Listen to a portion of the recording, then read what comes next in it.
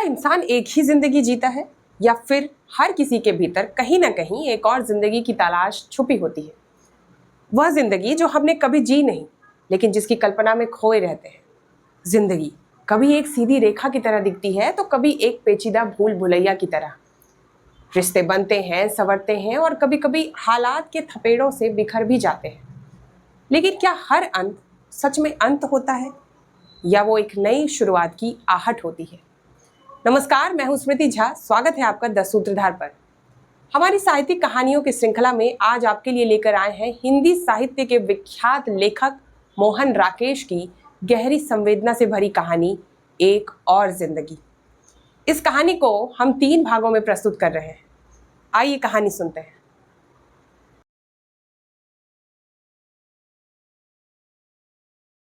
और उसे एक क्षण के लिए प्रकाश के हृदय की धड़कन जैसे रुकी रही। कितना विचित्र था वह क्षण, आकाश से टूट कर गिरे हुए नक्षत्र जैसा। कोहरे के वक्ष में एक लकीर सी खींचकर वह क्षण सहसा व्यतीत हो गया। कोहरे में से गुजर कर जाती हुई आकृतियों को उसने एक बार फिर ध्यान से देखा। क्या यह संभव था कि व्यक्ति की आंखें इस हद तक उसे धोखा दे? तो जो कुछ वह देख रहा था वह यथार्थ ही नहीं था। कुछ ही क्षण पहले जब वह कमरे से निकलकर बालकनी पर आया था, तो क्या उसने कल्पना में भी यह सोचा था कि आकाश के ओर छोर तक फैले हुए कोहरे में गहरे पानी की निचली सतह पर तैरती हुई मछलियों जैसी जो आकृतियां नजर आ रही हैं, उनमें से कहीं वो 2 आकृतियां भी होंगी? मंदिर वाली सड़क से आते हुए 2 कुहरीले रंगों पर जब उसकी नजर पड़ी थी, तब भी क्या उसके मन में कहीं ऐसा अनुमान जगा था? फिर भी न जाने क्यों उसे लग रहा था जैसे बहुत समय से, बल्कि कई दिनों से वह उनके वहां से गुजरने की प्रतीक्षा कर रहा हो। जैसे कि उन्हें देखने के लिए ही वह कमरे से निकलकर बालकनी पर आया हो और उन्हीं को ढूंढती हुई उसकी आंखें मंदिर वाली सड़क की तरफ मुड़ी हों।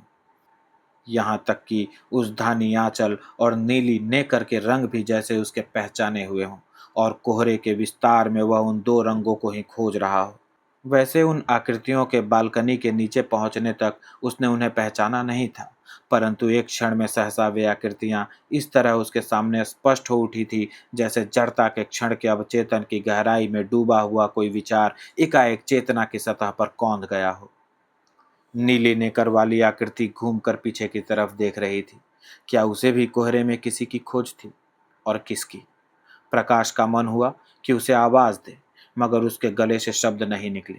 कोहरे का समुद्र अपनी गंभीरता में खामोश था, मगर उसकी अपनी खामोशी एक ऐसे तूफान की तरह थी जो हवा न मिलने से अपने अंदर ही घुमड़ कर रह गया हो। नहीं तो क्या वह इतना असमर्थ था कि उसके गले से एक शब्द भी न निकल सके?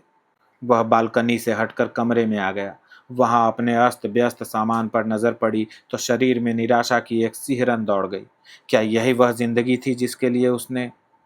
परंतु उसे लगा कि उसके पास कुछ भी सोचने के लिए समय नहीं है। उसने जल्दी जल्दी कुछ चीज़ों को उठाया और रख दिए, जैसे कि कोई चीज़ ढूंढ रहा हो जो उसे मिल न रही हो।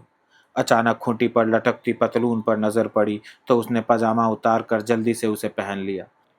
फिर पल भर खोया सा खड़ा रहा। उसे समझ नहीं आ रहा था कि वह क्या चाहता है। क्या वह उन दोनों के पीछे जाना चाहता था, या बालकनी पर खड़ा होकर पहले की तरह उन्हें देखते रहना चाहता था? अचानक उसका हाथ मेज पर रखे ताले पर पड़ गया तो उसने उसे उठा लिया। जल्दी से दरवाज़ा बंद करके वह जीने से उतरने लगा। जीने पर आकर ध्यान आया कि जूता नहीं पहना। वह पल भर ठिठक कर खड़ा रहा, मगर लौट कर नहीं गया। नीचे सड़क पर पहुंचते ही पांव कीचड़ में लथपथ हो गए। दूर देखा, वे दोनों आकृतियां घोड़े के अड्डे के पास पहुंच चुकी थी।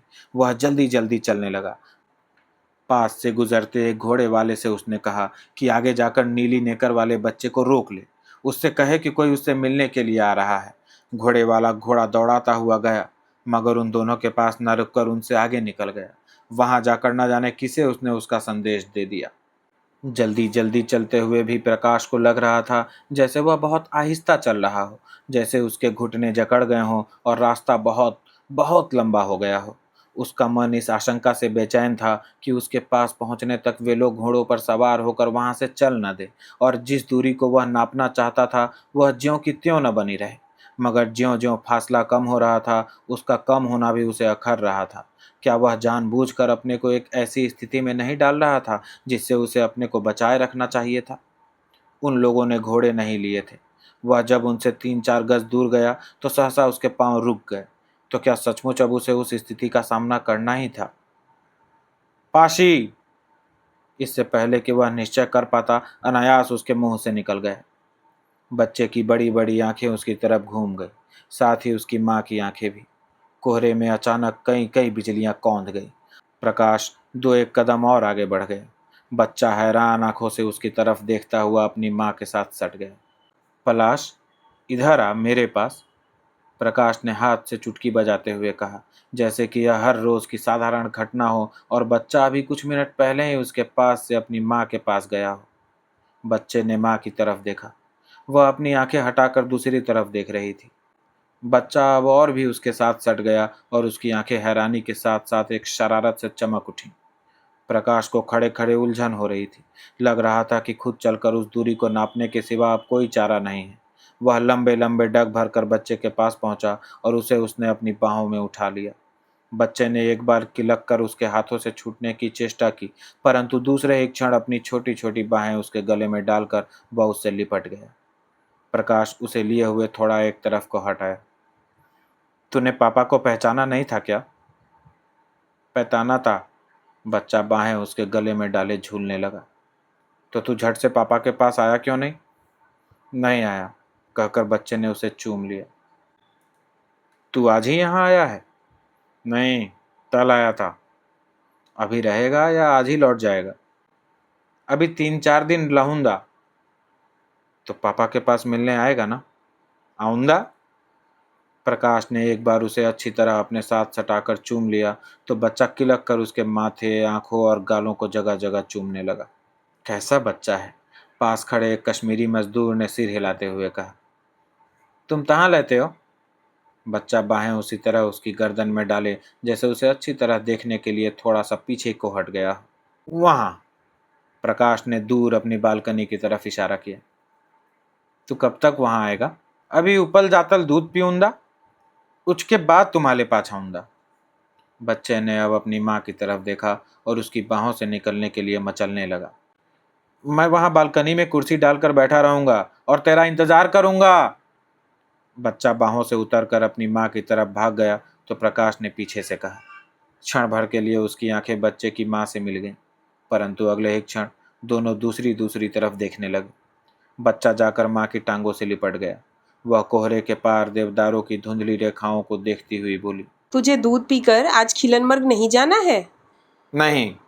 बच्चे ने उसकी टांगों के सहारे उछलते हुए सपाट जवाब दिया। मैं दूध पीतर पापा के पास जाऊंगा।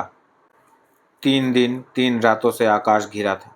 कोहरा धीरे धीरे इतना घना हो गया था कि बालकनी से आगे कोई रूप, कोई रंग नजर ही नहीं आता था।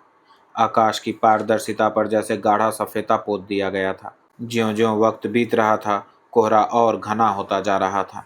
कुर्सी पर बैठे हुए प्रकाश को किसी किसी क्षण महसूस होने लगता जैसे वह बालकनी पहाड़ियों से घिरे हुए विस्तार में न होकर अंतरिक्ष के किसी रहस्यमय प्रदेश में बनी हो।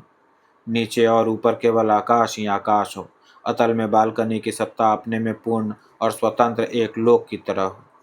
उसकी आंखें इस तरह एकटक सामने देख रही थी जैसे आकाश और कोहरे में उसे कोई अर्थ ढूंढना हो, अपनी बालकनी के वहां होने का रहस्य जानना हो। कोहरे के बादल कई कई रूप लेकर हवा में इधर उधर भटक रहे थे। अपनी गहराई में फैलते और सिमटते हुए वे अपनी थाह नहीं पा रहे थे। बीच में कहीं कहीं देवदारों की फुनगियां एक हरी लकीर की तरह बाहर निकली थीं, कुहरीले आकाश पर लिखी गई एक अनिश्चित सी लिपि जैसी। देखते देखते वह लकीर भी गुम हुई जा रही थी। कोहरे का उफान उसे भी रहने देना नहीं चाहता था। लकीर को मिटते देखकर प्रकाश के स्नायुओं में एक तनाव सा भर रहा था, जैसे किसी भी तरह वह उस लकीर को मिटने से बचा लेना चाहता हो। परंतु जब लकीर एक बार मिटकर फिर कोहरे से बाहर नहीं निकली तो उसने सिर पीछे को डाल लिया और खुद भी कोहरे में कोहरा होकर पड़ा रहा। अतीत के कोहरे में कहीं वह दिन भी था जो 4 साल में अब तक बीत नहीं सका था। बच्चे की पहली वर्षगांठ थी उस दिन। वही उनके जीवन की भी सबसे बड़ी गांठ बन गई थी।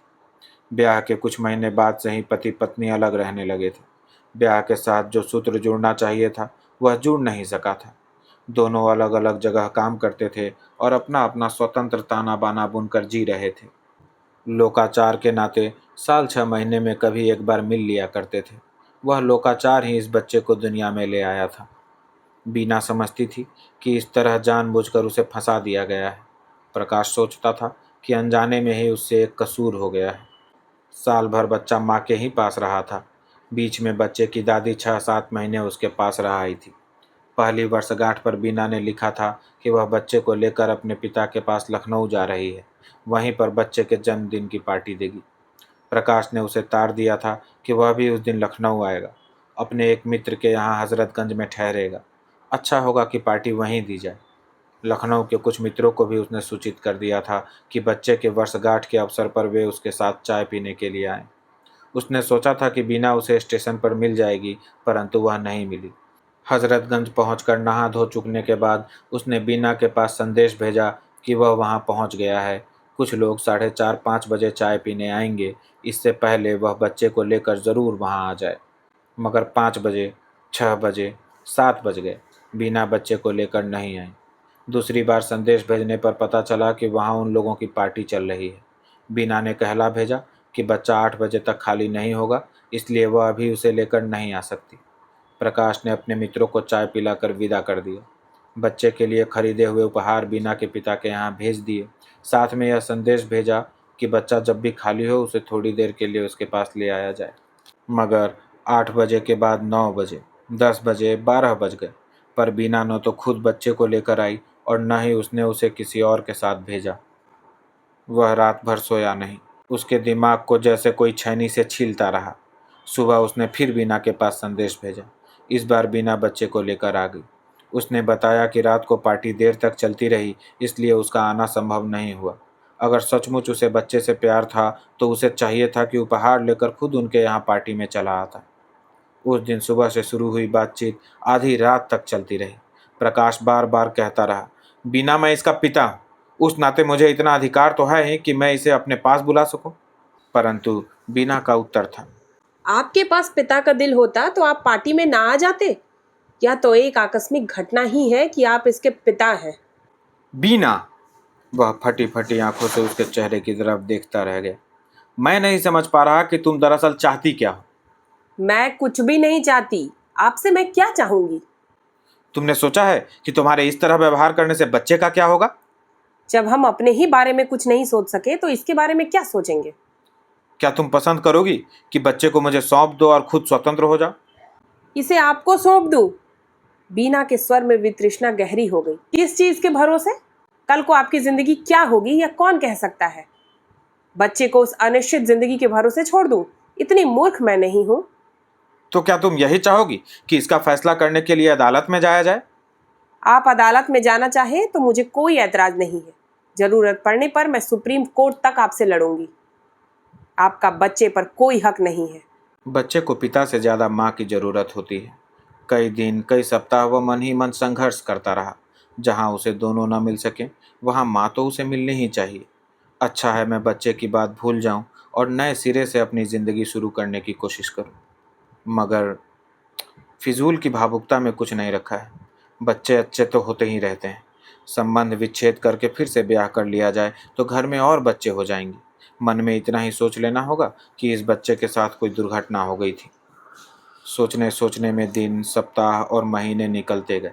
मन में आशंका उठती, क्या सचमुच पहले की ज़िंदगी को मिटाकर इंसान नए सिरे से ज़िंदगी शुरू कर सकता है? ज़िंदगी के कुछ वर्षों को वह एक दुःस्वप्न की तरह भूलने का प्रयत्न कर सकता है? कितने इंसान हैं जिनकी ज़िंदगी कहीं न किसी दोराहे से गलत दिशा की तरफ भटक जाती है? क्या उचित यह नहीं कि इंसान उस रास्ते को बदल कर अपने को सही दिशा में ले जाए? आखिर आदमी के पास एक ही तो ज़िंदगी होती है, प्रयोग के लिए भी और जीने के लिए भी। तो क्यों आदमी एक प्रयोग की असफलता को ज़िंदगी की असफलता मान ले? कोर्ट में कागज़ पर हस्ताक्षर करते समय छत के पंखे से टकराकर एक चिड़िया का बच्चा नीचे आ गिरा। हाय, चिड़िया मर गई, किसी ने कहा। मरी नहीं, अभी जिंदा है, कोई और बोला। चिड़िया नहीं है, चिड़िया का बच्चा है, किसी तीसरे ने कहा। नहीं, चिड़िया है। नहीं, चिड़िया का बच्चा है। इसे उठाकर बाहर हवा में छोड़ दो। नहीं, यहीं पड़ा रहने दो, बाहर इसे कोई बिल्ली विल्ली खा जाएगी। पर यह यहाँ आया किस तरह?